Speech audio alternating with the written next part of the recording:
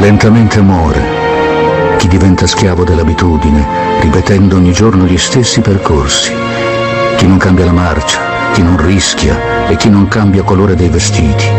Chi non parla a chi non conosce. Lentamente muore chi fa della televisione il suo guru.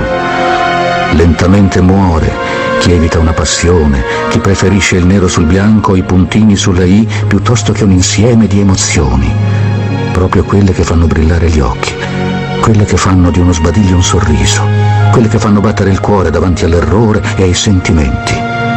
Lentamente muore chi non capovolge il tavolo, chi è infelice sul lavoro, chi non rischia l'incertezza per la certezza, per inseguire un sogno, chi non si permette almeno una volta nella vita di sfuggire dai consigli sensati.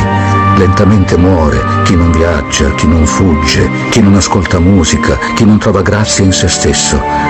Lentamente muore chi distrugge l'amor proprio, chi non si lascia aiutare. Lentamente muore chi passa i giorni a lamentarsi della propria sfortuna o della pioggia incessante.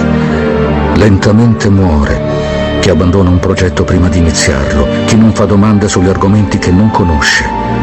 Evitiamo la morte a piccole dosi, ricordando sempre che essere vivo richiede uno sforzo di gran lunga maggiore del semplice fatto di respirare.